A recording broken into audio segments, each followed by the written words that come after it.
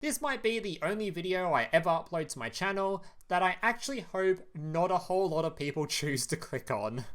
Transaction Rollback, a very powerful trap card you're going to want to get yourself acquainted with, because not only is it a very popular card you'll be seeing in Labyrinth quite a lot, it's also very popular for a different reason entirely.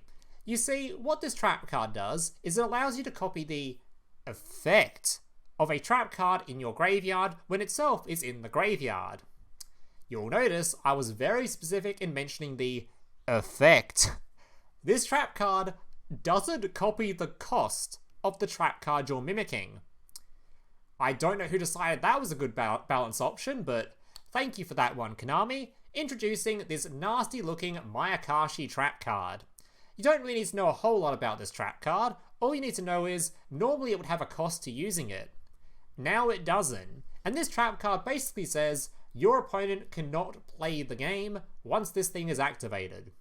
So if you get this thing in the graveyard, you get your transaction rollback in the graveyard, activate your rollback, your opponent is not playing the game that turn. And you might think, well, that doesn't sound like the most sort of easy thing to do, getting two trap cards in the graveyard. Introducing Beatrice, a card that during your turn can send a card to the graveyard. Then during your opponent's turn, can also send a card to the graveyard. So, you summon two level 6 monsters, however you do it, doesn't particularly matter, dump those two cards to the graveyard, and all of a sudden, your opponent is not playing the game at all. This means any deck in the entirety of Yu-Gi-Oh! That plays level 6 monsters now has a very disgusting floodgate that just stops your opponent having any fun whatsoever. So for this video, I decided to go ahead and find a deck list that plays level 6 monsters, toss this Beatrice combo into it, and show you guys just how easy it is to set up one of the most disgusting locks in all of Yu-Gi-Oh!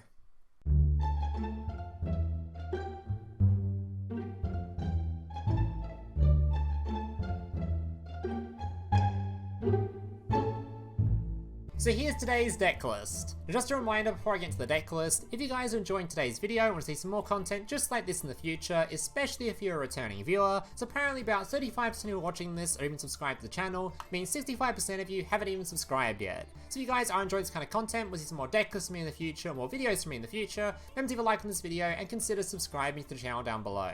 Alright, let's jump into this deck list. So today's deck list is of course going to be Bystial Thunder Dragon. Now why exactly have I chosen this art type to play this absolutely disgusting Ghost Meets Girl transaction rollback Beatrice combo in it? Well, I chose this deck list because it is a very good deck list at getting level 6s onto the field. Whether that be any of your Bystials, which is all level 6 in general, or just your Thunder Dragons, which are also level 6. Any of these on the field, any of your Bystials on the field, you can set up a Beatrice, go for your lock, and make sure your opponent just has an absolutely horrendous time.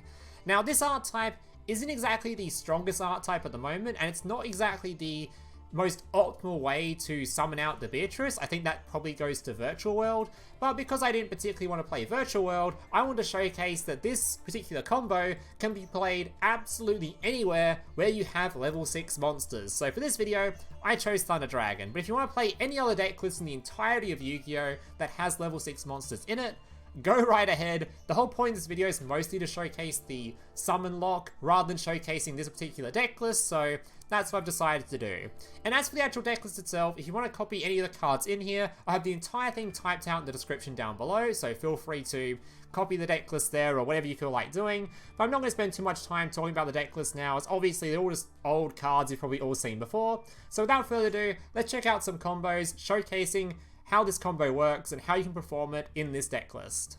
Alright, so before we jump into the actual replays, I thought I'd give you guys a brief example, just showcasing how to set up this lock just against the dual practice partner. Now obviously there's a billion different ways to set up this lock inside this deck list, because like I said earlier, you just need 2 level 6 monsters to make your Beatrice, and you have your full lock. So that's just any of your Bystials and some of your Thunder Dragons, toss them on the field, and you can set up the lock.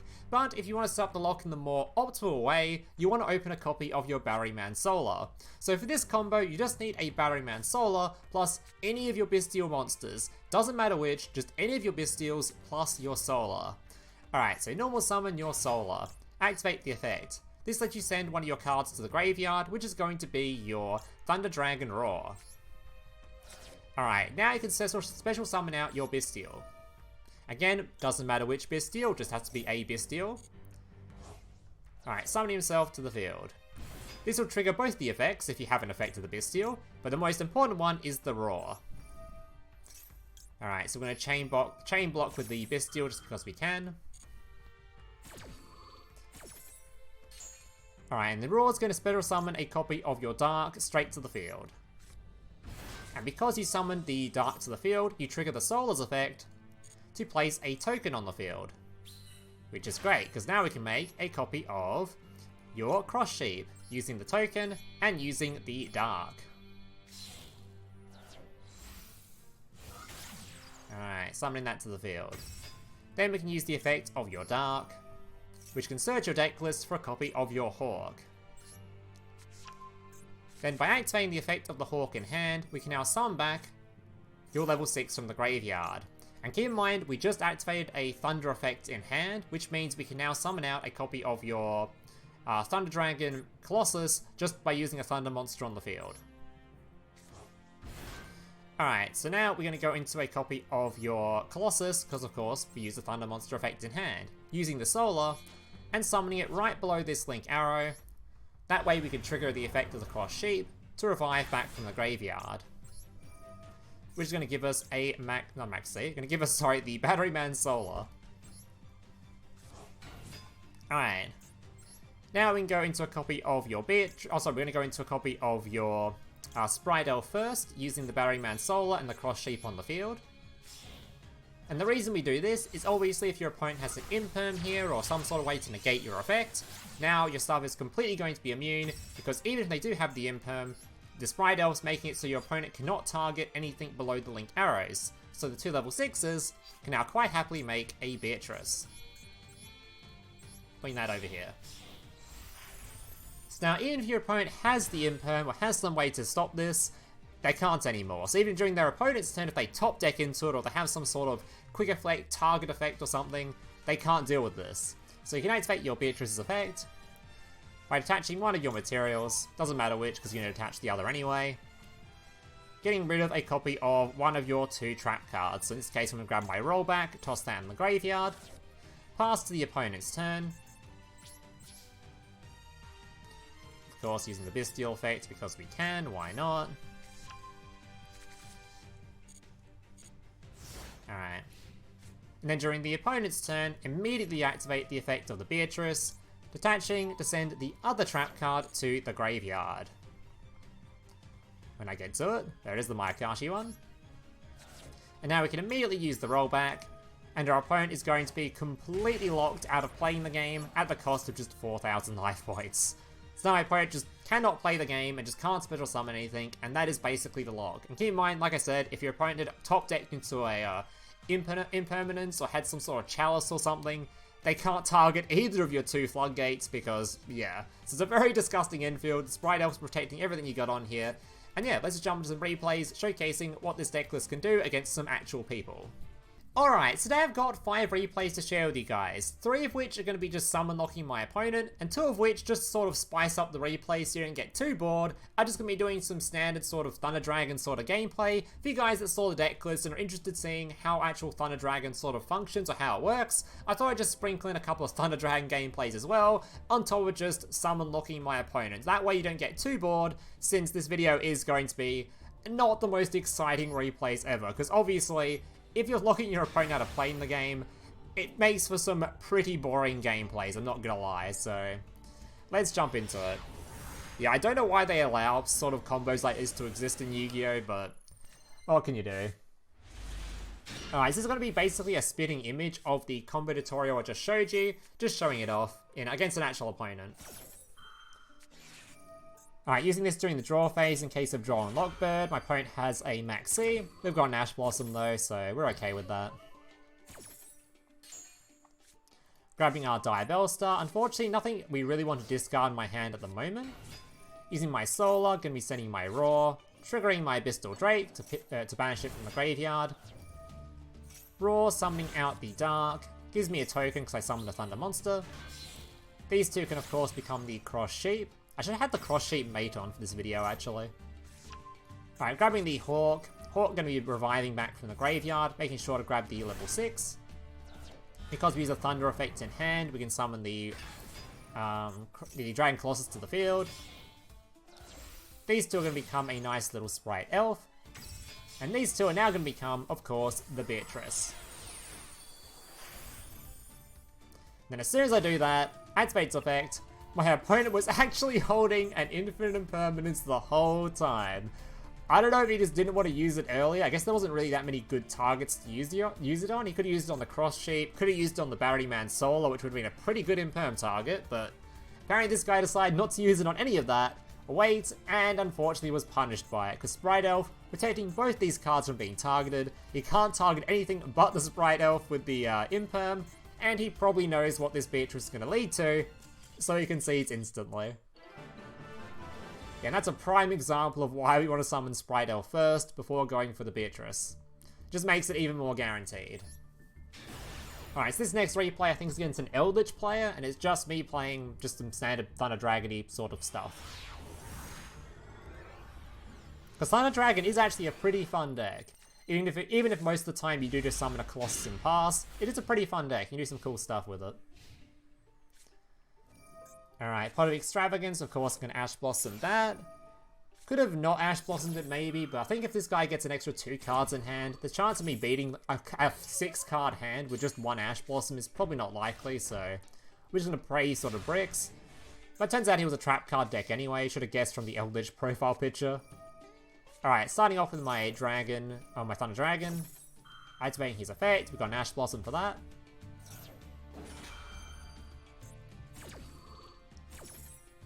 Alright. And now we can actually summon Colossus at any time because we've actually used a Thunder Dragon effect in hand. Or a Thunder effect in hand. Alright, it's going to continue deck thinning, putting some extra cards in graveyard for my Bystials. Alright, Bystial, going to be banishing my my Roar that we just sent in there with the Solar. Give myself a token. These 2 cards become your Cross Sheep. Roar's going to grab a copy of Thunder Dragon Fusion this time, because we've actually put a whole bunch of these dudes in the graveyard, which is great, because now I can just summon out a copy of my Colossus, my Thunder Dragon Titan. Right below the Cross Sheep, can revive an Ash Blossom back from the graveyard. Activating the Thunder Dragon in hand, which triggers my Titan. And because this card just isn't a once per turn and we just shuffled them back into the deck list, we can just keep using the effect of this card to keep popping cards on the field. Because this card is also not a once per turn. Alright. Then make sure to pop his final back row. And yeah, he's just very dead from here. I think I go into a Knightmare Unicorn, I think. Knightmare Unicorn, to shuffle this card away, you can go into an access code talker either, and next, and then I could use this card to go into my Colossus and just have a billion damage, so he's very dead. Alright, on to our next replay, and this one's once again going to be a very sort of not exciting, just summon lock. Or at least attempt to summon lock. I don't think I actually got many replays, or just actually had any gameplays where I just summon locked my opponent, or they let me get the full summon lock off. Because most of the time, as soon as you summon the Beatrice, or as soon as you send the rollback, they know what's about to happen and they concede. Apparently a lot more people know about this combo than I thought they did. Alright, Thunder Dragon going to be, I'll just deck thinning and putting a lot of dudes in my graveyard for my Thunder Dragon Fusion potentially. Saronir going to be banishing, summon itself to the field. Grab my Dharc, put my token on field. These two become your Cross Sheep. Dharc searching for your Hawk. Hawk special summoning. Exact same combo you saw earlier. Making your Colossus. Triggering your Cross Sheep, reviving back. These two become the Spright Elf. These two become the Beatrice. And I think my opponent sees the Beatrice and concedes, I think. Yeah, it concedes. I looked at this guy's deck list afterwards, so I was curious as to what he was playing. He was playing a virtual world, trying to do the exact same lock I was doing, so serves him right. He got locked the exact same way he's trying to lock everyone else, so got him. Alright, on to replay number 4.